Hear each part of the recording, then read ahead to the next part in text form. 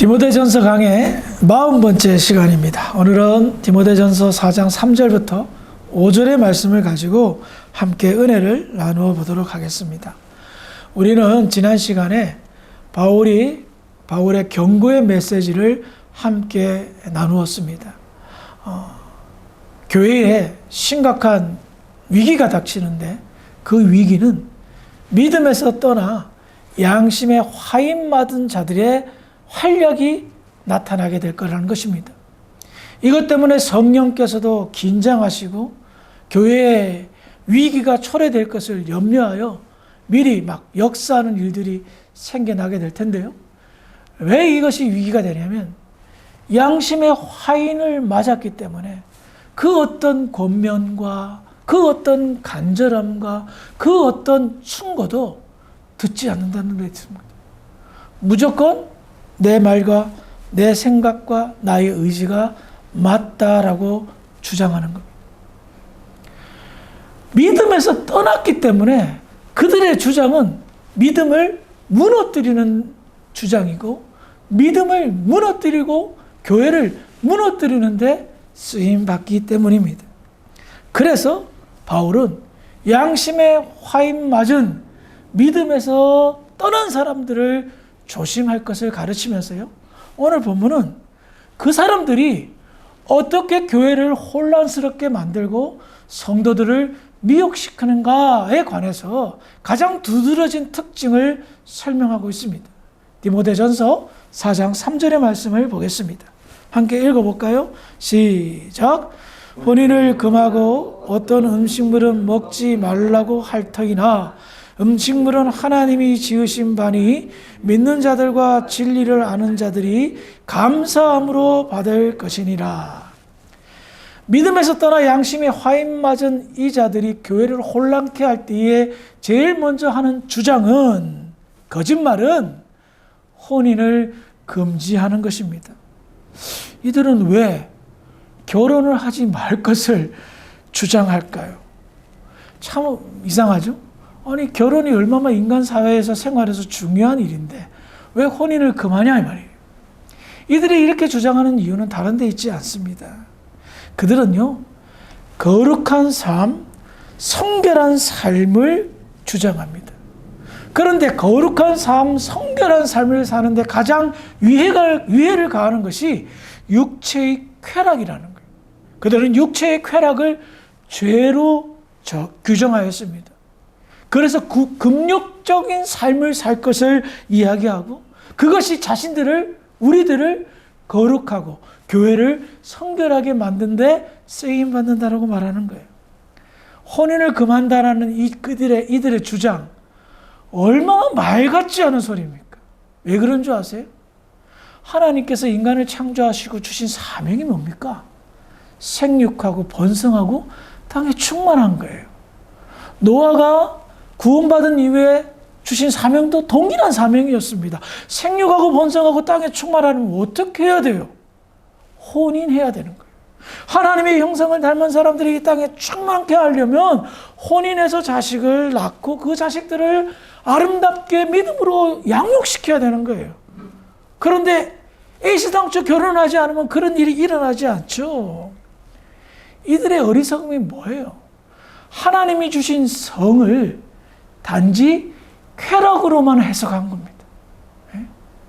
하나님이 주신 이 성욕을 아주 악한 죄의 본질로 취급한 것입니다. 그래서 혼인을 금하는 겁니다. 자신들의 욕구를 다스림으로 인해서 자신들을 거룩하게 만들고 그와 같은 성결함이 자신들의 특별함이다. 이것을 주장하면서 강요하는 것이었어요. 이들의 주장이 정말 허무맹랑하다는 것을 요한계시록 19장 9절에 보면 알 수가 있는데요. 제가 읽어드릴게요. 요한계시록 19장 9절입니다. 천사가 내게 말하기를 기록하라. 어린 양의 혼인잔치에 청함을 받은 자들은 복이 있도다 하고 또 내게 말하되 이것은 하나님의 참되신 말씀이라 하기로. 지금 제가 요한계시록 19장 9절을 읽었는데 이 말씀은 하나님의 나라가 완성될 때에 묘사된 표현입니다. 그것을 어떻게 표현하고 있습니까? 어린 양의 혼인 잔치. 하나님의 나라의 영광을 어린 양의 혼인 잔치로 표현하고 있다는 겁니다.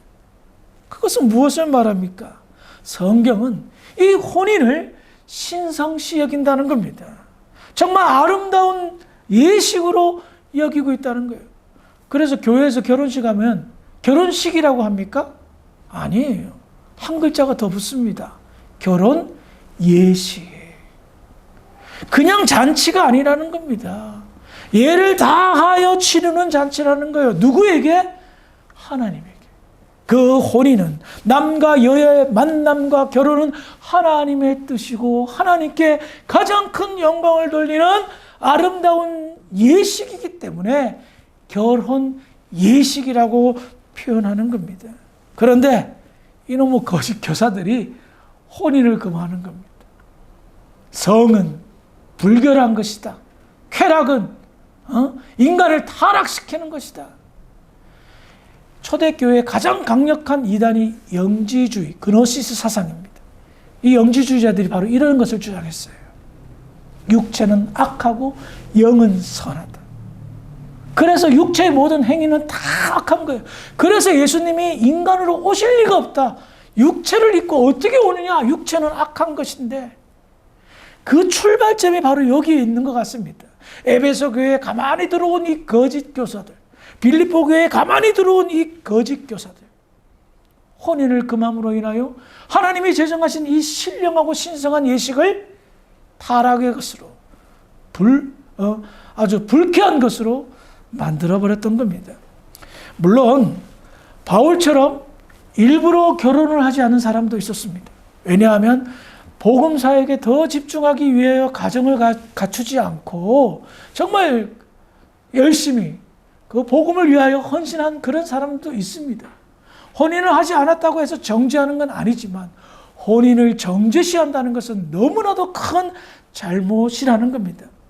저는 이와 같은 사탄의 역사를 한번 생각해 봤습니다. 왜 혼인을 금하게 할까? 성결하지 못하는 것을 주장하기 위해서 아니라는 겁니다. 결론적으로는 생육하고 번성하고 땅에 충만하라는 하나님의 이 사명을 변질, 왜곡시켜 이 일을, 이 하나님의 뜻을 이루지 못하게 한 사탄의 계략이라 해석할 수 있었던 겁니다. 그래서 뻔히 보이는 겁니다. 사탄의 계획이 뻔히 보이는 거짓말이라는 겁니다. 두 번째로 이들의 주장은 어떤 음식물들은 먹지 말 것을 가르칩니다. 아마 이들은 유대주의적 율법주의자들을 모방하는 것 같습니다. 율법주의자들은 율법에서 금한 음식을 먹지 않음으로 인하여 자신들의 구별됨을 주장하였습니다. 예수님 오시기 전에 하나님의 백성의 구별은 외적으로 보면 할례와 율법을 지키는 것과 먹지 말아야 될 음식을 딱 정해서 안 먹는 것이었습니다. 예를 들면 비늘이 없는 생선, 되새김질하지 않는 가축들, 돼지 같은 이런 것을 먹지 않았죠. 그런데 예수님의 십자가 사건과 부활 이후에 초대교회로부터 말미암아 율법의 시대는 끝났고 새로운 시대가 도래하였습니다. 사도행전 15장 20절의 말씀인데요. 제가 읽어드릴게요. 다만 우상의 더러운 것과 음행과 목매어 죽인 것과 피를 멀리하라고 편지하는 것이 옳으니. 시간 관계상 다 읽지는 않았지만 사도행전 15장은 최초의 공적인 의회, 공의회가 일어난 사건을 기록하고 있습니다. 왜 이 사건, 공의회가 일어났냐면 바울을 비롯한 사도들이 이방인들에게 복음을 전하니까 성령의 역사하여 이방인들이 회심하고 예수를 믿는 역사가 일어났습니다. 그리고 이방인 교회가 세워졌어요. 그런데 유대주의자들이 유대인이었던 이제 초대교회 주류 세력들은 어떤 심각한 어떤 논란에 빠진 겁니다. 이방인들에게 할례를 행해야 되느냐? 그리고 우리가 금하고 있는 율법이 금하고 있는 음식을 먹지 못하게 막아야 하느냐? 이 문제로 심각한 변론이 있었습니다. 회의를 거듭한 결과 성령의 인도함을 받아 제가 조금 전에 읽었던 이 사도행전 말씀으로 결론을 지은 겁니다. 할례는 안 해도 된다. 왜? 구약의 산물이기 때문에. 그리고 음식도 괜찮다. 아무거나 먹어도 상관없다. 단 우상 숭배 제물, 목매여서 죽인 것, 피채 먹는 이와 같은 음식들은 우리가 사양하자. 좀 조심하자. 위생상, 건강상, 그리고 우상에게 바친 것, 영적인 어떤 그런 의미도 좀 가미하여 그것은 좀 우리가 조심해서 가리자라고 결정했던 겁니다. 그러니 구약의 시대가 지나가고 신약의 시대가 왔을 때는 구약의 율법이 무용지물이 된 겁니다. 그런데 믿음에서 떠나 양심에 화인받은 사람들이 먹을 것을 가린다, 구별한다는 것은 무엇을 말합니까? 절제를 의미하거든요. 그들은요, 금욕하고 절제하는 것이 자신들을 성결하게 만들고 거룩하게 만든다고 생각했습니다. 그래서 그것을 주장함으로 인해서 자신들의 특별함을, 탁월함과 우월함을 드러냈던 거예요. 이와 같은 잘못된 주장을 바울은 뭐라고 얘기합니까? 디모데전서 4장 4절을 볼까요? 함께 읽어보겠습니다.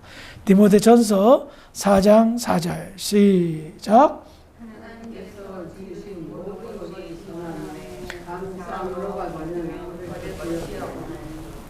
아멘. 바울이 뭐라고 말합니까?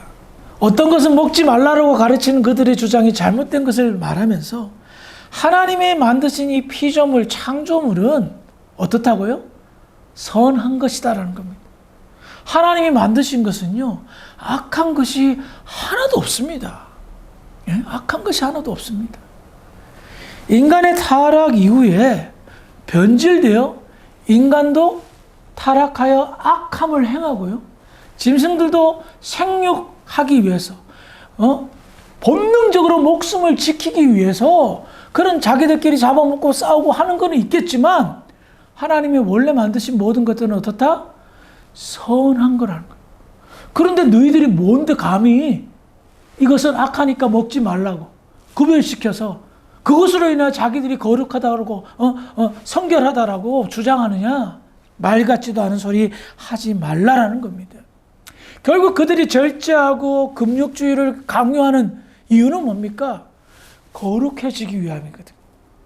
우리는 이와 같은 특별함이 있다, 구별된 사람이다라는 것을 보여주기 위해서 그렇게 말하는 거잖아요. 그래서 바울이 이렇게 말합니다. 거룩해진다는 것? 야, 어떻게 거룩해지는 줄 아니? 디모데전서 4장 5절.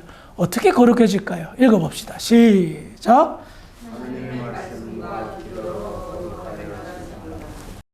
아멘. 어떨 때 거룩해진다고요? 혼인을 금하고 먹는 것을 구별해서 거룩해지는 것이 아니라 하나님의 말씀과 기도로 거룩해진다. 제발 말도 안 되는 소리를 하지 마라라는 겁니다. 그래요. 신령한 삶을 산다는 것은 결국 하나님의 말씀과 기도로 되어지는 것입니다. 내가 무엇을 먹지 않음으로 인해서 거룩해지는 것 아닙니다. 내가 무엇을 금한다고 해서 거룩해지는 것 아닙니다. 물론 절제 필요합니다. 무엇든지 과하면 문제죠. 하지만 진정한 거룩함은 말씀과 기도로 나온 겁니다. 양심에 화인맞은 믿음에서 떠난 사람은 속빈 강정과 같은 사람들이었습니다. 겉은 화려하나 그럴싸하나 실속이 하나도 없는. 왜? 외식해야 되니까. 내 속에 영적인 것이 하나도 없어. 그러니 겉으로 보여줘야 되잖아요. 거룩한 척 해야 되잖아요. 그런데 내가 거룩한 척을 어떻게 보여줘? 나 거룩해요 말로 하면 되나? 안 된다는 거예요. 그러니 혼인하지 않는다 우리는. 그리고 우리는 음식을 철저하게 구별해서 이 약한 거 안 먹는다 라고 정말 블랙 코미디 같은 모습을 보여줬던 겁니다. 그런데요, 참 안타깝게도 이와 같은 어리석은 모습들이 2000년이 훌쩍 지난 지금도 일어난다는 거예요. 이단들, 사단의 의하여 미혹된 사람들 보면 이런 말도 안 되는 금욕과 절제를 통하여 사람들을 미혹시키고 자신들의 탁월함을 나타내고 그래서 이석을 챙기는 세속적인 교주와 이단들이 지금도 우후죽순처럼 나타나는 거예요.